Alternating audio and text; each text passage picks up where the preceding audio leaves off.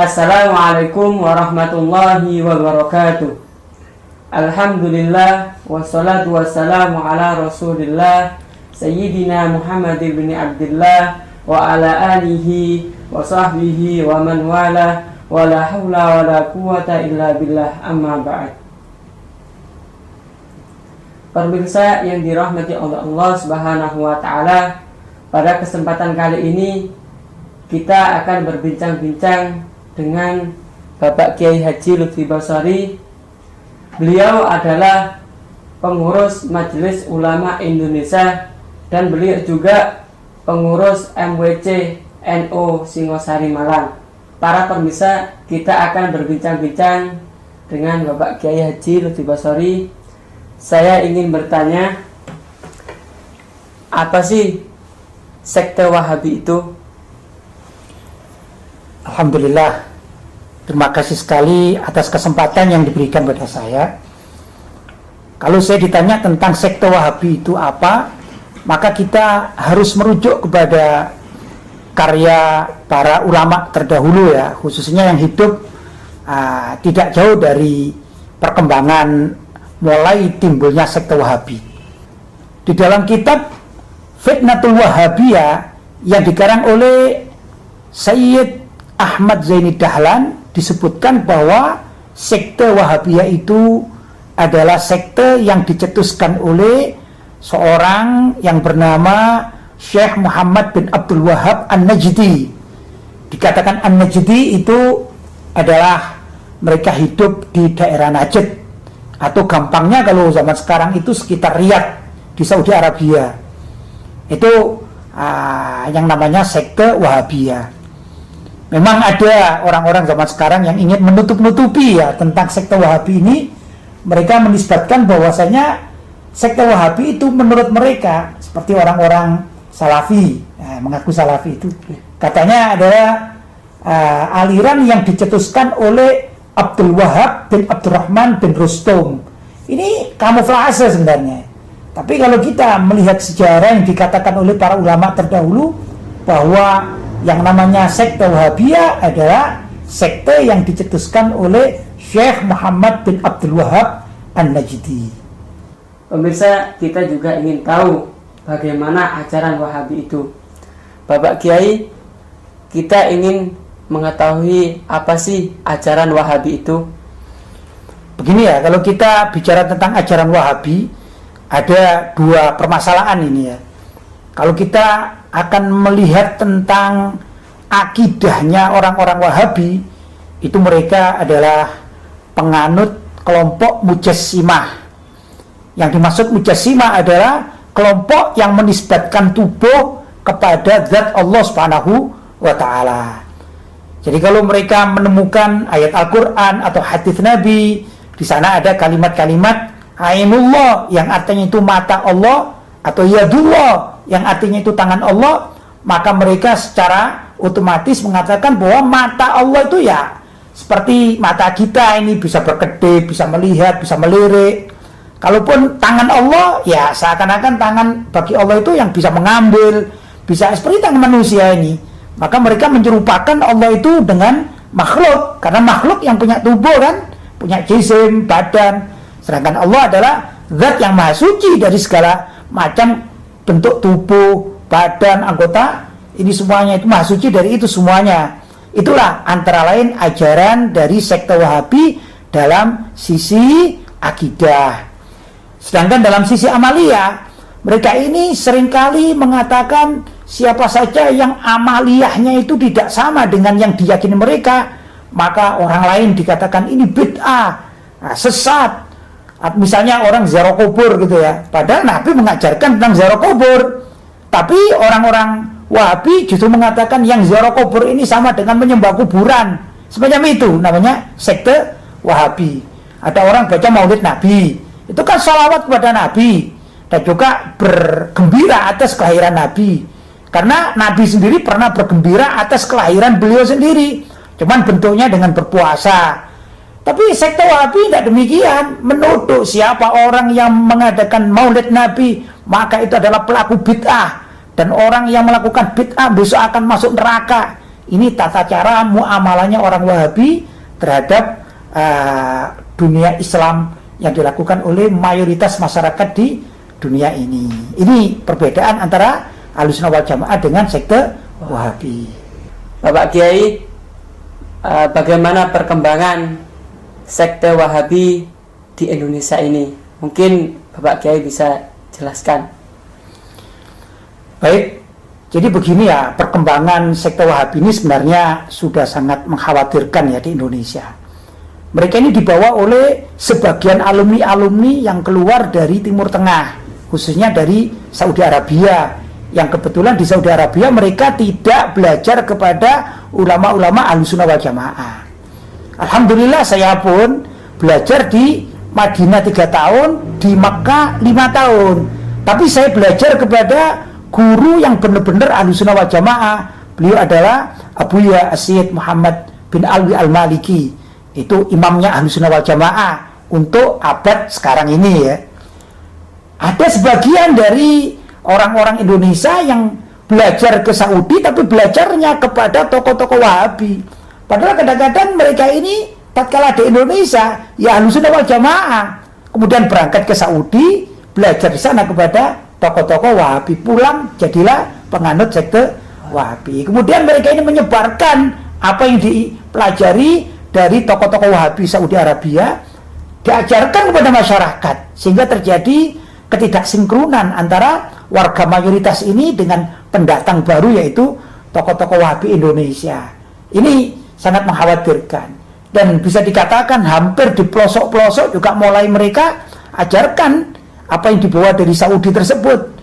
Itu apa itu di tempat pendidikan formal ya, di kampus-kampus, kajian-kajian keislaman, bahkan juga tulisan-tulisan. Itu marah sekali. Ini sangat mengkhawatirkan sebenarnya kalau kita mau jeli. Bahkan kalau ada misalnya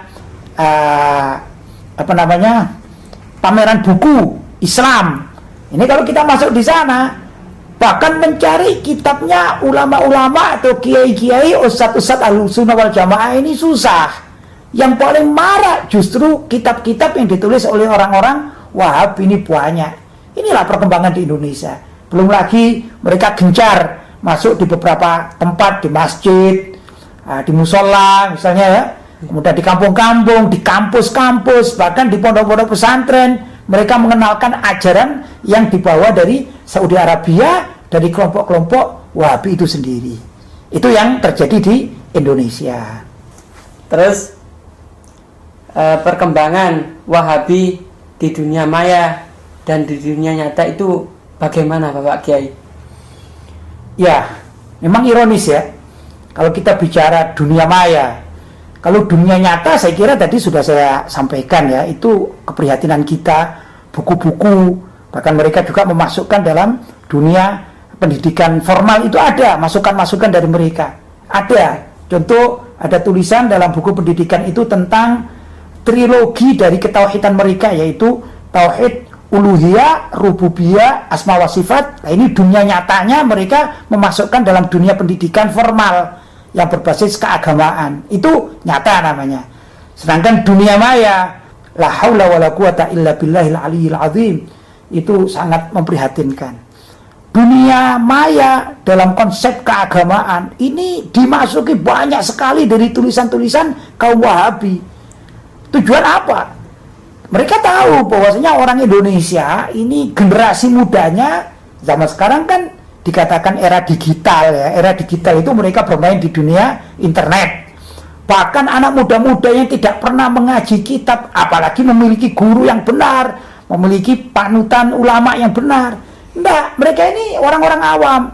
Nah, tatkala mereka main di dunia maya, kemudian ada kesadaran hukum atau kesadaran keislaman, mereka ingin praktis, mengambillah ilmu-ilmu dari Google. Begitu masuk di Google, ternyata mereka mendapatkan banyak sekali tulisan-tulisan yang dikuasai oleh orang-orang Wahabi. Mulai dari tulisan yang dinisbatkan kepada Syekh Nasiruddin Al-Albani misalnya, itu kan tokoh Wahabi. Belum lagi kepada Syekh Utsaimin, Syekh Bin Baz, dan lain sebagainya. Ini banyak sekali di dunia maya. Apa yang terjadi? Akhirnya anak muda-muda yang asalnya itu kosong, tidak pernah mengaji, di dalam dunia pesantren atau keilmuan yang benar, mengikutilah aliran-aliran Wahabi ini, terpengaruh. Mereka mengatakan, wah ini kan dari Timur Tengah, tidak mungkin kalau dari Timur Tengah itu salah. Itu persepsi anak-anak muda khususnya yang dasar agamanya itu kosong. Nah, mereka terpengaruh. Ini yang menyebabkan banyak sekali terjadi pergeseran nilai anak-anak muda yang semula itu mengikuti ayah dan kakek moyangnya bermadzhabkan Ahlussunnah wal Jamaah. Gampangnya kalau di Indonesia ini bermadzhab Sunni, Syafi'i, Asy'ari, Maturidi, tiba-tiba mereka bergeser pada generasi sekarang ini. Begitu yang saya ketahui. Karena itu kita berharap mudah-mudahan benar-benar umat Islam ini menyadari tentang masalah-masalah yang sangat krusial. Karena ini di bidang akidah, termasuk juga bidang amalia yang setiap hari dilakukan oleh warga Ahlussunnah wal Jamaah. Apa harapan Bapak Kiai terhadap warga Ahlussunnah wal Jamaah tentang maraknya Wahabi di Indonesia ini? Ya, baik. Kalau kita mengingat bahwasanya warga Ahlussunnah wal Jamaah itu adalah warga mayoritas, dan di sana banyak ulama-ulama, ustadz-ustadz, itu banyak ya, yang memahami tentang akidah Ahlussunnah wal Jamaah. Hanya saja saya melihatnya ini masih kurang greget dari ulama-ulama Ahlussunnah wal Jamaah ini yang mengerti. Mereka jarang menyampaikan hal-hal semacam ini kepada masyarakat secara umum.